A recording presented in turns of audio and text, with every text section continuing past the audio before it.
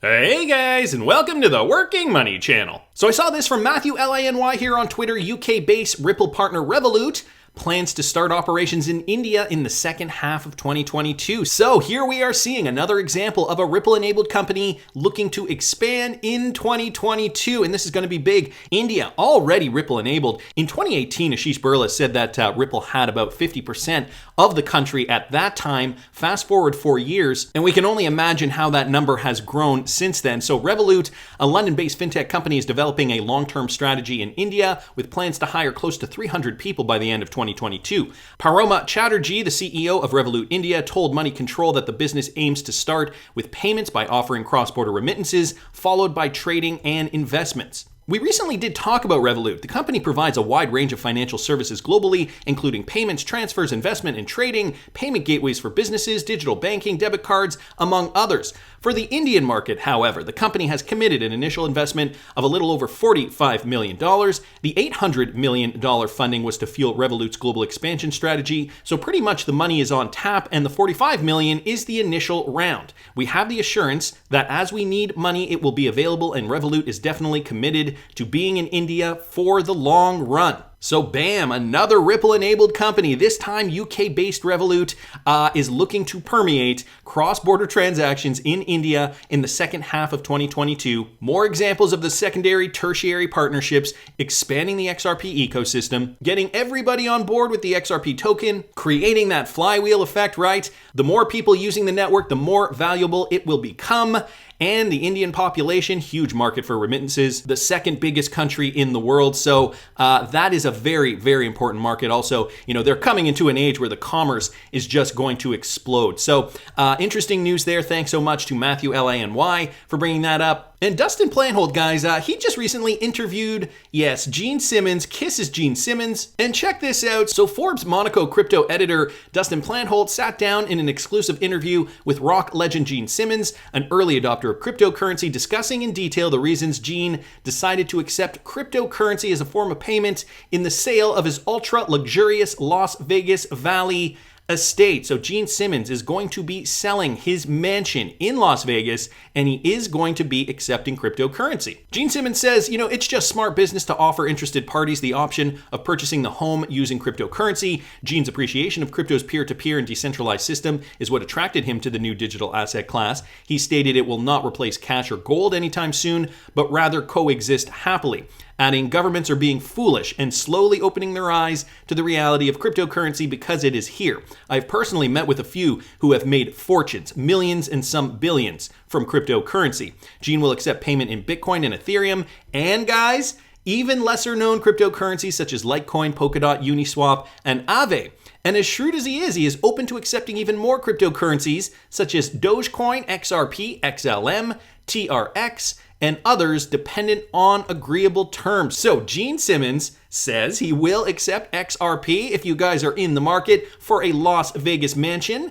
Well, I guess you can meet up with Mr. Simmons' real estate agent and negotiate terms once we hit 589, folks. Boy, check out that view. We're seeing a lot more celebrities being open to these types of things. I have a feeling that, their insiders are letting them know, cryptocurrency is the future. We want to get on the front end of this. I know in this particular case, Gene has been into cryptocurrencies for a while now. So he has been on the cutting edge of this for a while now. Anyway, just thought I'd bring you guys that for sake of interest. Now, we also have this, guys. This from Sal. New XRP docs could strengthen Ripple's case against the SEC. This is not new news, but I wanted to get into this a little bit this afternoon because there is a new development that I wanted to mention. Here's a statement from Ripple's general counsel, Stuart Alderodi. He writes, and I quote, "Once released, these documents will show that in 2012, Ripple received a legal analysis that XRP was not an investment contract. And so the fact that it took the SEC 8 years to suggest they disagree with that analysis, while XRP traded in a massive global market, is baffling. The SEC had 8 years to figure this out, yet crickets. We didn't hear anything from them, even when Ripple went to them directly and asked them, okay, we want to follow the rules. What are the rules of the road? Of course, the SEC was not able to give Ripple nor any other cryptocurrency company any guidance, and here is the situation we're in today. So there's that. But this was just retweeted out yesterday afternoon from the Empower Oversight Council. This admission from the SEC means its previous no records response was false. So now the SEC is caught in a lie. One of many. Empower Oversight expects full, legally required transparency from the SEC. Retweeting a Crypto Law's tweet here. Breaking news, guys. Documents released by the Empower Oversight's committee records detailing communications between William Hinman and Simpson Thacher while he was in office, responsive to Watchdog Group's FOIA request. So here it is. During the call, Ms. Verdi and Mr. Tallarico asserted that the SEC had reviewed the record searches, identified an error with them, and after correcting for the error, had located approximately 1,000 pages of records responsive to the request number 2102531-FOIA. So 1,000 pages were omitted originally. Crypto Law down here saying, documents appear to be a letter memorializing apparently combative conversations between the Empower Insight Committee and the SEC staff over claims of no responsive documents, now subject of litigation in the group's investigation of potential conflicts of interest with regards to William Hinman, Clayton, and Berger. In a January 28th call, SEC staff claimed an error in a previous search, and that was corrected, and more than 1,000 documents were uncovered linked to the Hinman-Simpson-Thacher request. Other searches are ongoing.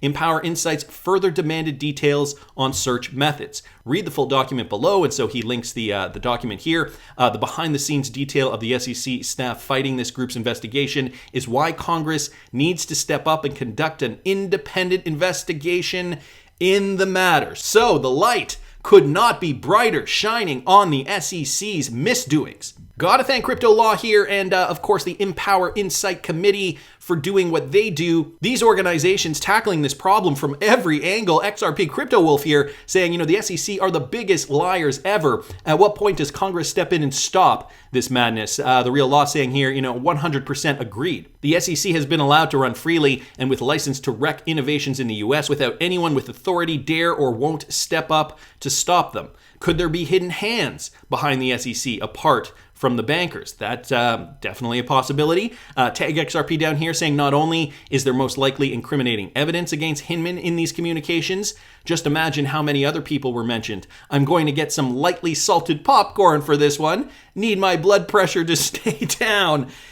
Yeah, a lot of this, really taking us for a roller coaster ride as we're seeing our XRP price go up and down and up and down. And, since this morning's video where XRP was trading at 85.5 cents, we have now seen a bit of a burst. Right now, XRP trading at 89 cents per coin. As more evidence is coming to light, I have a feeling XRP hodlers are getting really excited. They're really getting pumped for that blow off top once we get that final verdict. So you think XRP is pumping now? Just you wait until we get an actual verdict from that lawsuit. I think this could be the ultimate catalyst that will get XRP up to those price targets. Of course, there's going to have to be a lot of other things involved as well. Sentiment in the market. We don't know the actual date when this is going to happen, but it will depend, maybe not fully, but definitely depend on the entire crypto sentiment in the market. Of course, as prices continue to rise to new all-time highs, the media might pick up on it. Certainly, traders in the crypto space will definitely pick up on it, and FOMO will ensue from there. So we're seeing some great price action regardless right now.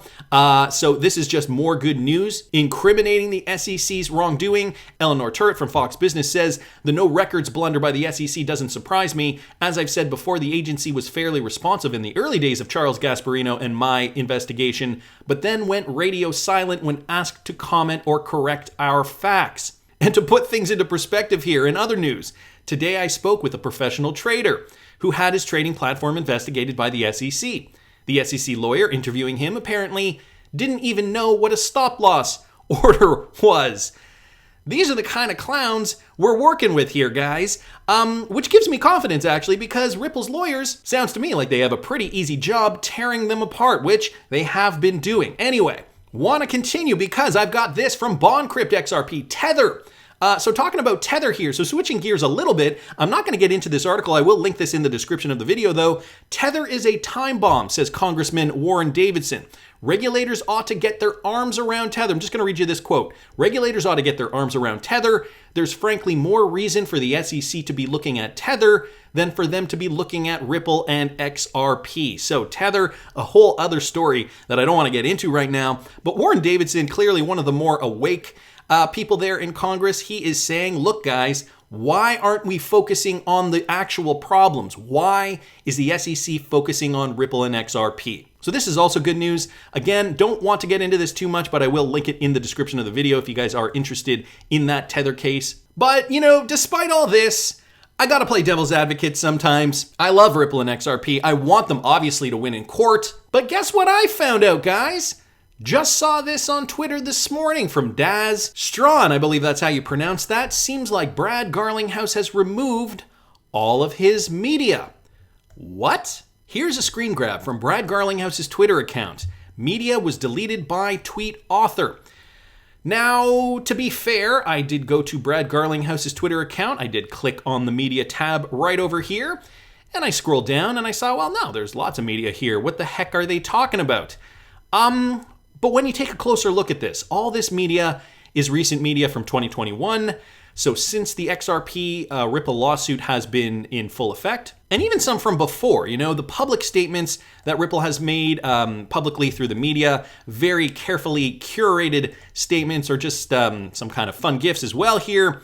But then when you scroll all the way down and you get further down here, guys, all the tweets from before May 2017 have been deleted from Brad Garlinghouse.